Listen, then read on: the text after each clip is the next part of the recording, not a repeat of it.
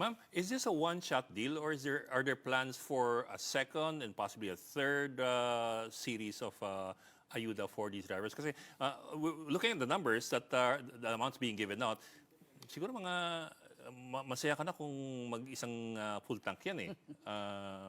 Hindi abot. Hindi abot, hindi abot. So Well, yun yeah, po. actually, we're looking at another round of Okay. distribution, no, for the financial assistance. Kasi yan po ang utos ng Pangulong Marcos Jr. sa DSWD na tuloy-tuloy na tulungan itong mga drivers natin who are most affected dahil nga doon sa patuloy na pagtaas ng presyo ng petrolyo. May balak po bang makipagdialogo sa mga transport groups ang DSWD? Actually, says we did that already. Pinatawag po ng DSWD ang LTFRB, ang mga TNCs, gayon din po yung mga asosasyon ng mga TNVS, mga FCC taxi drivers. We've met with them and we've tried to address yung mga operational issues and yung mga concerns on why some of their members were not included in the list of drivers who received financial aid. And ang isa sa mga naging agreements po natin ay mag-compare tayo ng notes. No? So we created help teams, pumunta sa mga local government units, nakipag-usap sa mga TODA, sa mga JODA, so that we could compare notes and then identify who among their members were not included in the list and then isasama po natin upon verification.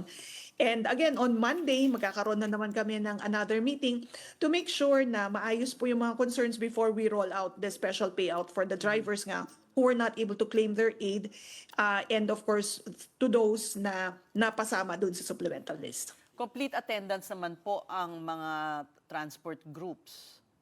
Yes, lahat naman po sila pumupunta, pati mga kumpanya that they work with ay well represented and naging maayos naman po yung mga pagpupulong natin and hopefully on Monday when we meet again with them ay mapapolish na po natin yung mga operational issues and mapasama na lahat ng kanilang mga miyembro who initially were not included in the list and yun nga po ang sabi naman po natin sa kanila lahat ng mga onboard sa systems nyo ay dapat po maisama.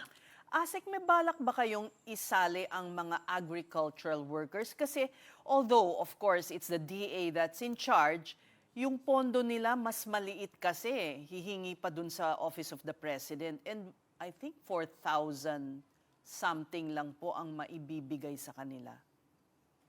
Well, right now ang ginagawa po ng DSWD is to serve muna itong mga drivers natin because based nga dun sa ating pong mga assessment and consultations with them, even our conversations with the drivers, sinasabi na talaga na sila yung sobrang apektado. Kung dati-dati yung mga tricycle drivers ay nakakapag-uwi ng mga 700 or 800 pesos, now ang naiuwi nila ay half of it or sometimes less than half of it, pag minsan nga daw negative. Kaya sabi namin na okay, so ito po muna yung mga tutulungan natin because nakita natin that they are in crisis situation. Anyhow, other government agencies are also providing or extending assistance to the different sectors. Ang mahalaga kasi dito, Ses and Ed, tulong-tulong yung iba't ibang ahensya ng pamahalaan para ma-serve or ma-address nga po yung mga iba't ibang mga concerns ng iba't ibang sektor sa ating lipunan.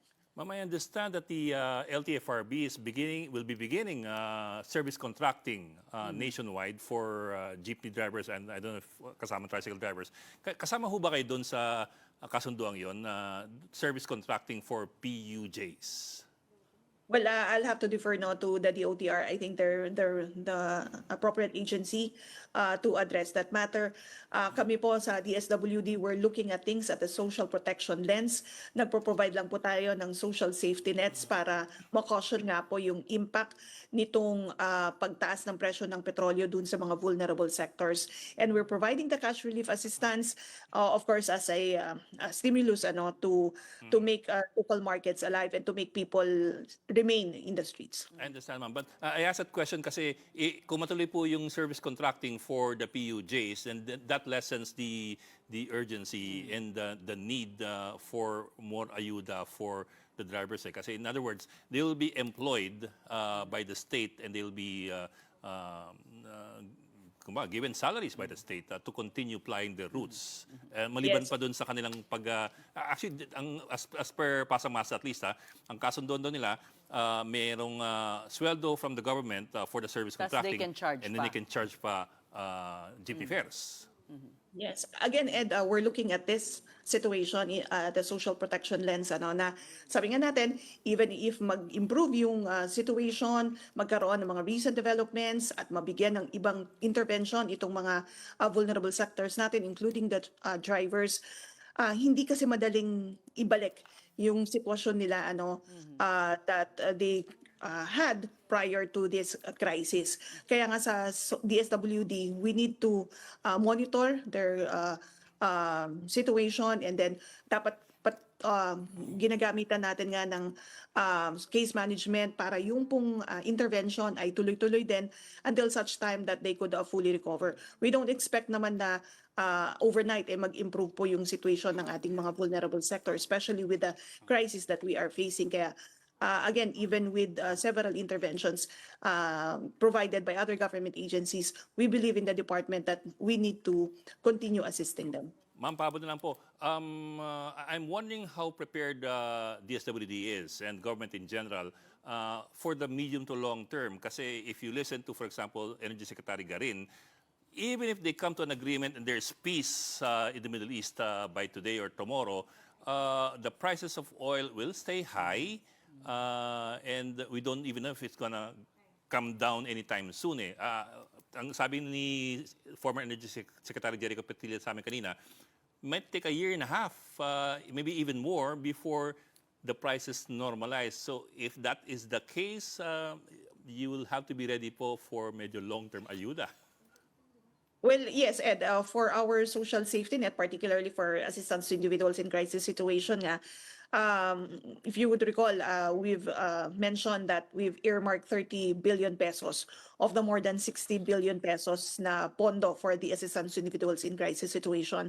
And from our implementation of the cash relief assistance within the National Capital Region for the past 2 weeks, we've spent around 1.6 billion pesos already, serving more than 260,000 drivers. So that's 1.6 billion. Tapos nakita natin that for the tricycle drivers outside Metro Manila, ang pondo natin dyan, I'm sorry, that for the tricycle drivers outside Metro Manila, that's 1.6 billion. Yun ang indicative amount of funding requirement natin. And then yung mga drivers served within the National Capital Region, nasa mahigit 1.3 billion pesos po yung ginamit natin dyan. So if you add up so 1.6 and then 1.3, that's 2.9 billion pesos.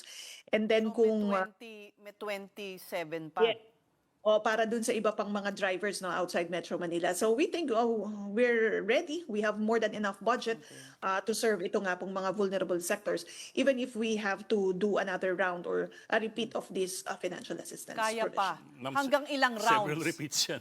Hanggang ilang rounds ang kaya ng budget? Have to see and of course sabi nga rin ni Secretary Rex Gatchalian, we'll also have to consult our economic managers because there are also other programs and services that we are also implementing. Pero mahalaga rin dito yung nabanggit nyo nga, yung mga long-term solutions, yung mga other interventions that would really help yung ating pong mga vulnerable sectors. One of which of course is yung livelihood o yung sustainable livelihood program of the DSWD, which actually we're providing also to repatriated overseas Filipino workers.